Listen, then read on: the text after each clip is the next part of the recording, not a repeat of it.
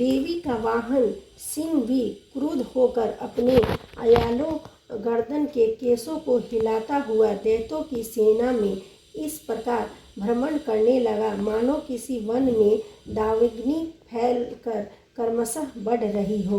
देवी ने रणस्थल में युद्ध करते हुए दानवों के साथ जितने सांस छोड़े वे सभी सैकड़ों हजारों गणों के रूप में परिणत हो गए और हाथ में परशु, भिंदपाल, खड्ग तथा पटिश आदि अस्त्रों द्वारा दानों से युद्ध करने में लग गए। देवी की शक्ति से वर्धित गण लोग असुरों का संहार करते हुए नगाड़े, शंख आदि बाज बजाने लगे। उस सम्रांगण में कितने ही गण मृदंग आदि बाजा बजा रहे थे। इसके पश्चात देवी ने त्रिशूल, गदा, तलवार चलाकर तथा शक्ति की वर्षा करके सैकड़ों असुरों का विनाश कर दिया। कितने ही राक्षसों को घंटे की भयंकर आवाज से अचेत करके वध कर दिया। जय दुर्गा माँ।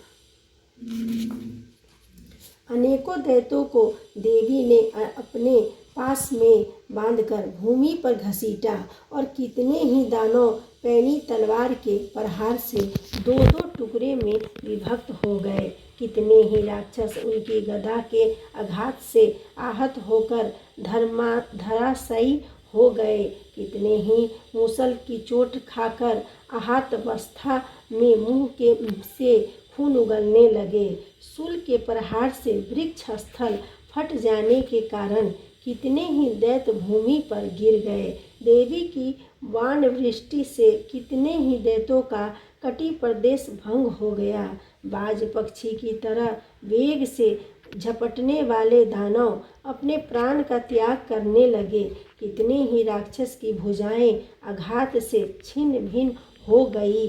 कितनों की गर्दनें कट गई। कितनों के मस्तक खंड खंड होकर भूमि पर गिरने लगे। कुछ दैत्यों के शरीर बीच से भाग से ही विदीर्ण हो गए। कितने राक्षस जांघहीन हो जाने से धरती पर गिर गए। देवी ने कितने ही दैत्यों के एक बांह, एक पैर तथा एकाक्ष करके दो टुकड़ों में विदीर्ण करके उनका संहार कर डाला। कितने ही योद्धा राक्षस देवी के द्वारा छिन्न मस्तक होकर भी पुनः संभलकर उठते जाते थे और केवल धड़ के सहारे ही अच्छे अच्छे अस्त्र शस्त्रों को हाथ में लेके युद्ध करने में तत्पर हो जाते थे। कटे हुए कबंध युद्ध के बाजों के स्वर पर नाचने लगते थे। कटे हुए कितने ही धड़ हाथों में खड्ग शक्ति और रिष्टि नामक हाथियों लिए दौड़ते थे और कितने ही अन्य दैत्य ठहरो ठहरो कहकर देवी को युद्ध के लिए प्रेरित करते थे। जिस भूमि पर यह घनघोर युद्ध हुआ था वहाँ की जमीन देवी द्वारा निष्पक्ष रथों, हथियारों, घोड़ों और दानों की लाशों से ऐसी अच्छन गई थी कि वहाँ पर किसी का गमनागमन संभव नहीं था।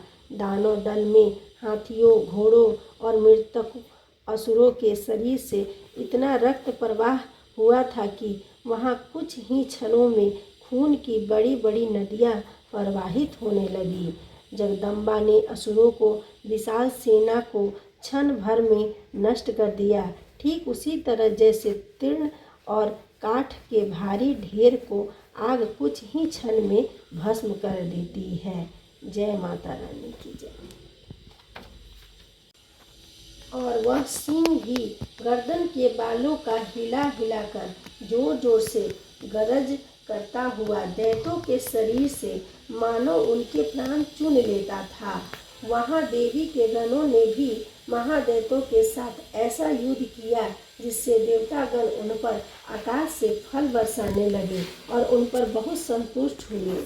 जय दुर्गा माता की जय।